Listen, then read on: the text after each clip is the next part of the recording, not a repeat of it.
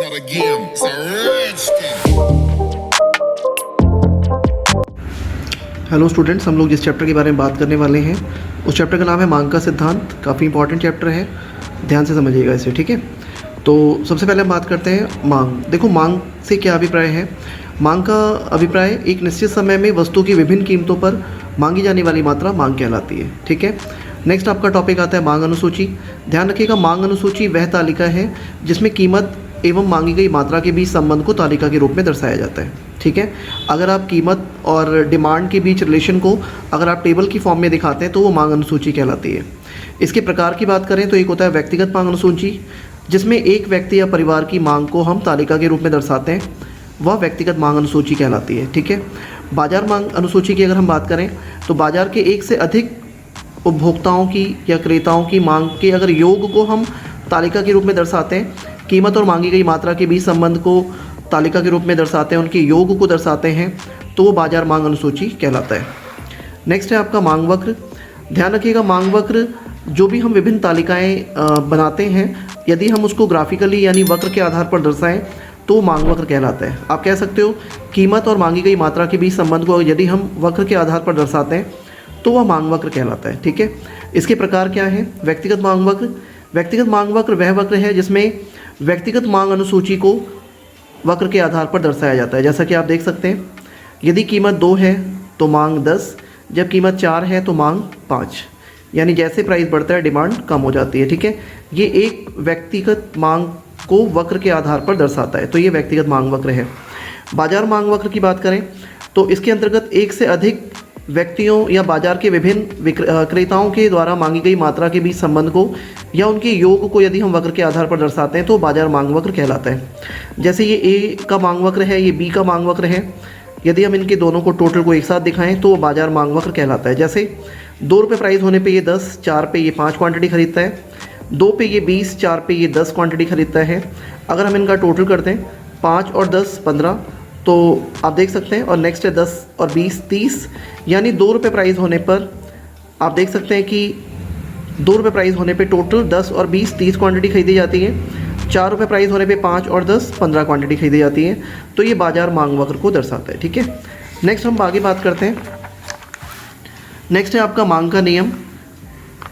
ध्यान रखिएगा, मांग का नियम ये बतलाता है कि अन्य बातें समान रहने पर कीमत के बढ़ने पर मांग घटती है, जबकि कीमत के घटने पर मांग बढ़ती है। अर्थात कीमत और मांग में विपरीत संबंध पाया जाता है। आप देख सकते हैं, यदि कीमत 2 4 6 बढ़ती है तो कीमत 15 10 5, यानी कीमत के बढ़ने पर मांग कम हो रही है, ठीक है।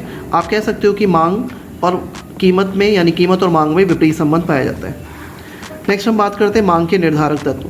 जो हमारी मांग है वो किन किन बातों पर निर्भर करती है। सबसे पहले वस्तु की कीमत। हम पहले ही पढ़ चुके हैं कि कीमत और मांग में विपरीत संबंध पाया जाता है। यदि कीमत बढ़ेगी तो मांग घटेगी और कीमत के घटने पर मांग बढ़ेगी। जबकि मांग पर अन्य वस्तुओं की कीमतों का भी प्रभाव पड़ता है, जैसे प्रतिस्थापन वस्तु, यानी कि यदि एक वस्तु की कीमत बढ़ जाती है तो उसके स्थान पर किसी अन्य को प्रतिस्थापित कर देना, ये प्रतिस्थापन वस्तु कहलाता है। जैसे चाय और कॉफ़ी, अगर कॉफ़ी के रेट बढ़ जाएंगे तो चाय की डिमांड बढ़ जाएगी, ठीक है। अगर किसी एक टूथपेस्ट की कीमत बढ़ जाती है तो किसी अनदर टूथपेस्ट की डिमांड बढ़ जाती है, तो ये प्रतिस्थापन वस्तु कहलाता है। नेक्स्ट है पूरक वस्तु। ये वे वस्तुएं हैं जो एक साथ मिलकर के किसी मांग को पूरा करती हैं। यदि एक की कीमत बढ़ेगी तो दूसरे की मांग अपने आप कम हो जाएगी, अगर एक की कीमत घटेगी तो दूसरे की मांग बढ़ जाएगी। जैसे कार और पेट्रोल, अगर पेट्रोल के रेट कम हो जाते हैं तो पेट्रोल से चलने वाले जितने भी वाहन हैं उनकी डिमांड बढ़ जाती है। नेक्स्ट है उपभोक्ता की आय। आप जानते हो कि उपभोक्ता की आय बढ़ने पर मांग बढ़ती है, उपभोक्ता की आय कम होने पर मांग घटती है।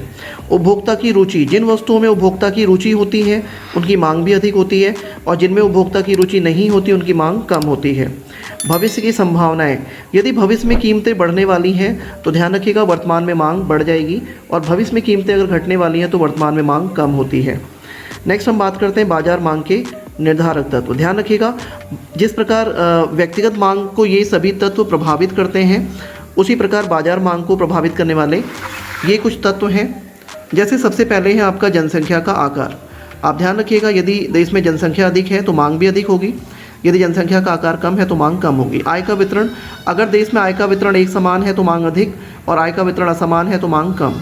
मौसमी वस्तुएं। ध्यान रखिएगा, मौसमी वस्तुएं यानी सीजनेबल गुड्स, जैसे आपने देखा होगा कि सर्दियों के सीज़न में रूम हीटर्स की डिमांड का बढ़ना, ब्लैंकेट की डिमांड का बढ़ना, रज़ाई की डिमांड का बढ़ना, इनकी मांग बढ़ जाती है, जबकि ऑफ सीज़न में इनकी मांग कम हो जाती है। ठीक है, तो मौसम का भी प्रभाव पड़ता है मांग पर, बाज़ार मांग पर, आप इस समझ सकते हैं।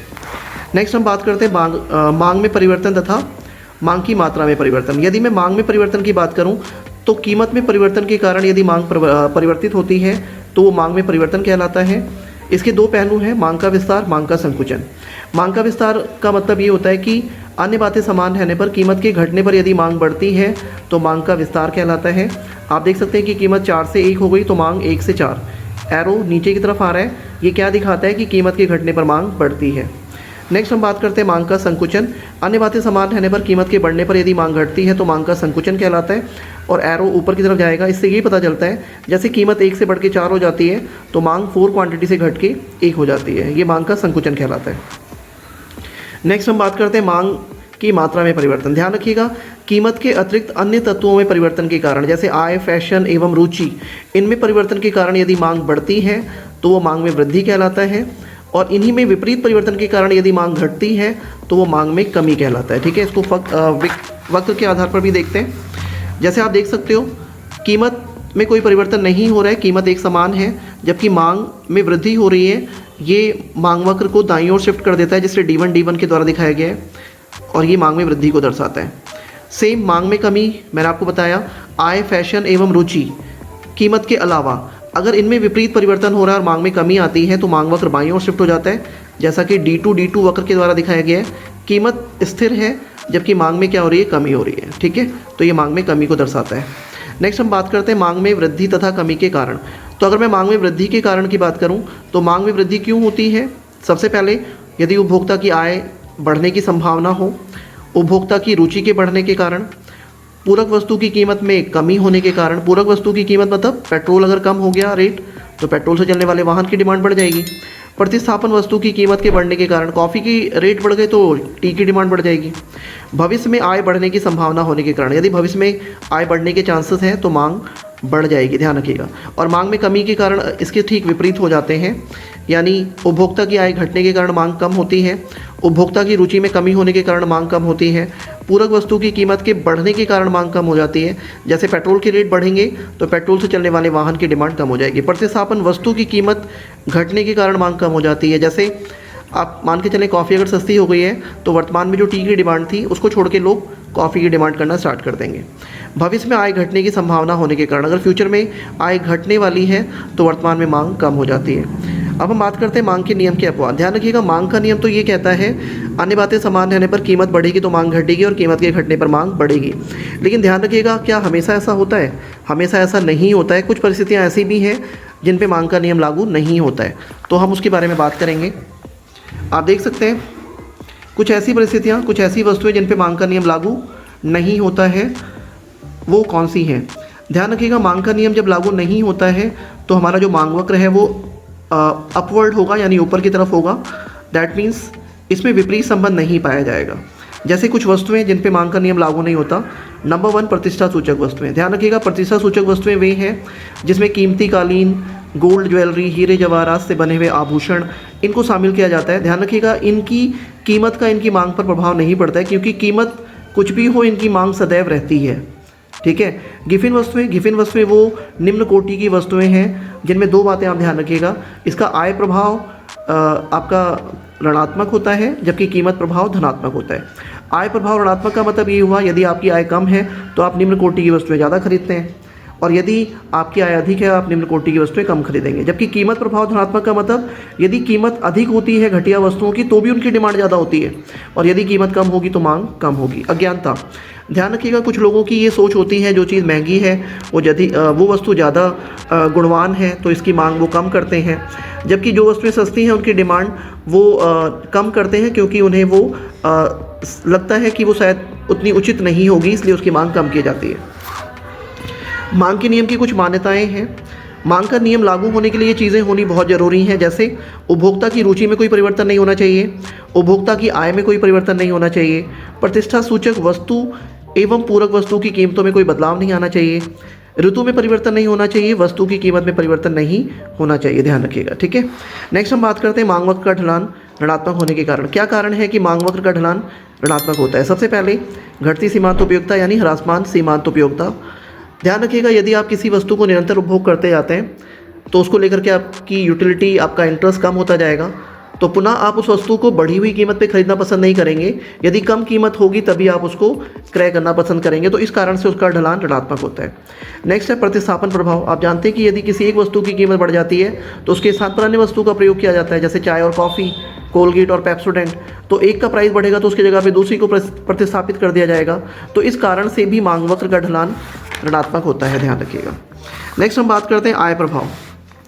आय प्रभाव की अगर मैं बात करूं तो ध्यान रखिएगा, यदि उपभोक्ता की वास्तविक आय बढ़ती है तो मांग भी बढ़ती है, और उपभोक्ता की वास्तविक आय कम होने पर मांग में कमी आती है, तो यह कारण भी मांग वक्र का ढलान ऋणात्मक के लिए रिस्पॉन्सिबल है। नेक्स्ट है उपभोक्ता समूह का आकार। ध्यान रखिएगा, आप जानते हैं कि यदि कोई वस्तु महंगी हो जाती है तो उसके स्थान पर किसी अन्य वस्तु का प्रयोग करना उपभोक्ताओं के द्वारा प्रारंभ कर दिया जाता है। यदि वह वस्तु पुनः सस्ती हो जाती है तो वो लोग जो उसे छोड़ के गए हैं वो तो कम बैक करते ही हैं, बाकी अन्य लोग भी उसकी मांग को बढ़ा देते हैं, जिससे मांग वक्र का ढलान ऋणात्मक होता है। नेक्स्ट है विभिन्न उपयोग की वस्तुएं। आपने देखा होगा कि कुछ वस्तुएं ऐसी होती हैं जिनके बहुत सारे प्रयोग होते हैं, जैसे मिल्क। आप ध्यान रखिएगा, मिल्क का प्रयोग आम लोगों के द्वारा अपने घरों में भी प्रयोग किया जाता है, जबकि जो स्वीट्स मेकर होता है, मिठाइयाँ बनाने वाला व्यक्ति होता है, वो अपने मिठाइयाँ बनाने के लिए भी इसका प्रयोग करता है, ठीक है। तो यदि कीमत ज़्यादा होगी तो उसकी मांग में कमी आती है, क्योंकि जबकि अगर कीमत कम हो जाती है तो सभी लोग जो उसका प्रयोग करते थे उसकी मांग को बढ़ा देंगे, इस कारण से भी मांग वक्र ऋणात्मक होता है। नेक्स्ट है मांग वक्र का खिसकाव। ध्यान रखिएगा, मांग वक्र का खिसकाव का मतलब ये होता है कि मांग में होने वाली वृद्धि या मांग में होने वाली कमी को यदि हम एक साथ वक्र पर दर्शाते हैं तो वो मांग वक्र में खिसकाव कहलाता है। ध्यान रखिएगा, मांग वक्र में खिसकाव का कारण कीमत के अतिरिक्त अन्य तत्व हैं। इसीलिए आप देख सकते हैं कि कीमत एक समान है, जबकि उसी अवस्था में कीमत में एक समान होने की अवस्था में मांग में वृद्धि एवं मांग में कमी को दिखाया गया है, ठीक है। संतुलन बिंदु आप देख सकते हैं ई से E1 हो रहा है, जबकि वृद्धि होने पर, जबकि कमी होने पर E2 हो जाता है। मात्रा OQ से बढ़कर OQ1 और फिर घट के OQ2 हो जाती है, जबकि कीमत एक समान है, ठीक है। तो कीमत के अतिरिक्त अन्य तत्व आप जानते हैं, आपने पढ़ा है पहले, आय, फैशन एवं रुचि। अगर मैं सिंपल बोलूँ तो इनमें परिवर्तन के कारण यदि मांग बढ़े तो वो मांग में वृद्धि, और इन्हीं में परिवर्तन अगर विपरीत होता है तो मांग में कमी आती है और वो मांग में कमी को दिखाता है। तो यहाँ पे जाके ऑलमोस्ट ये चैप्टर आपका कंप्लीट हो जाता है। लगभग सभी इंपॉर्टेंट टॉपिक्स हमने यहाँ पे कवर करने की कोशिश की है, और आई होप आपको समझ में आया होगा। अगर आपको ये वीडियो पसंद आई हो तो आप लाइक करें, चैनल पे नए हैं तो आप ज़रूर चैनल को सब्सक्राइब करें और बेल आइकन को ज़रूर दबाएं, ताकि इस तरह के जो भी वैल्यूएबल कंटेंट हैं जो हम लोग एग्ज़ाम के पॉइंट ऑफ व्यू से डाल रहे हैं आपको मिल सके और आप उसका फ़ायदा उठा सकें। तो आज के लिए इतना ही। Thank you very much.